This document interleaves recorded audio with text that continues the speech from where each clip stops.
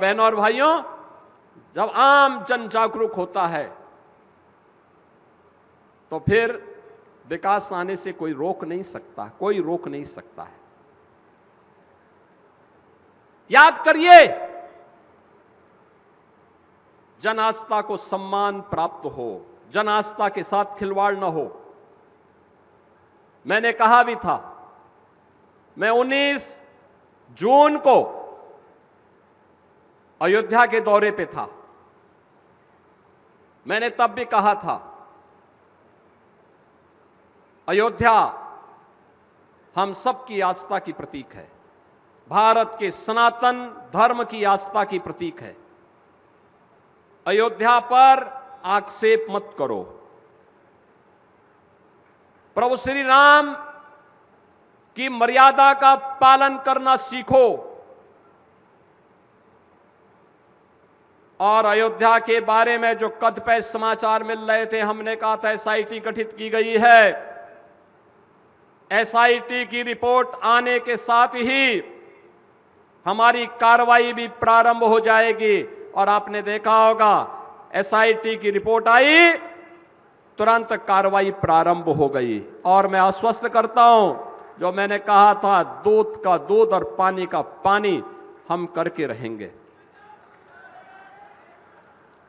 जन आस्था के साथ खिलवाड़ स्वीकार्य नहीं। सनातन आस्था के साथ जो भी खिलवाड़ करेगा उसका भुक्तभोगी होगा। किसी को छूट नहीं दी जा सकती। लेकिन बहनों और भाइयों, मैं आप सबको इस बारे में भी कहना चाहूंगा, पूरे प्रदेशवासियों से मैं कहना चाहूंगा, सभी राम भक्तों से मैं अपील करना चाहूंगा, ये जो लोग आज आक्षेप कर रहे हैं, उठाने का कुत्सित प्रयास कर रहे हैं, इनकी मंशा अच्छी नहीं है। ये वे लोग हैं जो भगवान राम को नकार चुके थे, भगवान राम के अस्तित्व पर प्रश्न खड़ा कर चुके थे। एक पक्ष उसमें है जो कहता था कि राम हुए ही नहीं, एक पक्ष कहता था राम हुए ही नहीं। यानी अयोध्या को भी ये नकारना चाहते थे। लगातार न्यायालय में मुकदमा लड़ते रहे,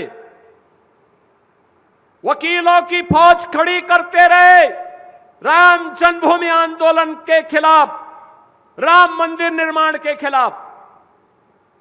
और दूसरा पक्ष वह है जो जय श्री राम पर लाठी और गोली चलाते थे। यानी भगवान राम का नाम लेने पर जो लोग गोली चलाते थे, आज वे कहते हैं कि आस्था के साथ खिलवाड़ हुआ। अरे आस्था, तुम बताओगे हमें आस्था? रामनवमी पे दंगा करवाते थे,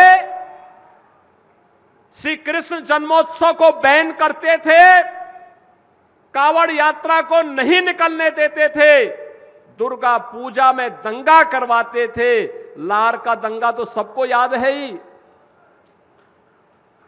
बहनों और भाइयों, ये लोग कहते हैं आस्था के साथ खिलवाड़ हुआ।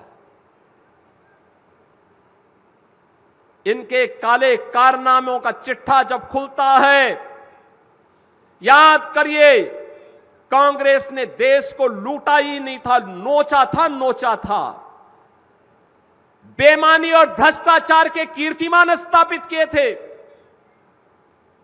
बेईमानी और भ्रष्टाचार के जो कीर्तिमान स्थापित किए थे, वे आज अयोध्या पे आक्षेप लगा रहे हैं। बहनों और भाइयों, ये स्वीकार्य नहीं। सरकार की जो मंशा है, सरकार ने पहले दिन कहा कि दूध का दूध और पानी का पानी सबके सामने आएगा।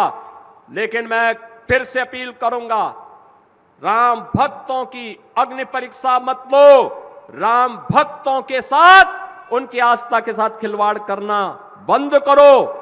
अगर तथ्य नहीं है, पुष्ट प्रमाण नहीं है, तो आरोप प्रत्यारोप बंद करो। और प्रमाण है तो एसआईटी को सबूत सहित प्रमाण प्रस्तुत करो।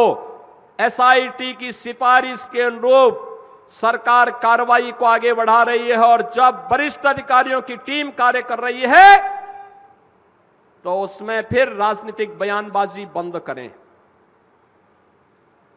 समाजवादी पार्टी की सरकार को कौन नहीं जानता है?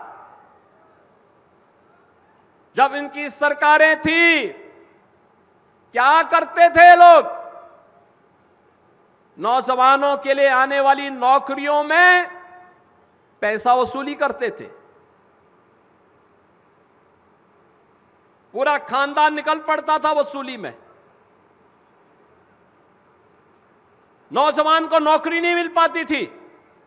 आज तो आपने देखा होगा आरक्षी भर्ती में हमारे देवरिया के भी भारी संख्या में सैकड़ों नौजवान देवरिया के भी भर्ती हुए। जब नियुक्ति पत्र में बांटता हूं, पूछता हूं कहां से, वो कहता है रुद्रपुर से, वो कहता है बरहज से, वो कहता है देवरिया से, वो कहता है गौरी बाजार से, वो कहता है पत्थर देवा या रामपुर कारखाना, सलेमपुर।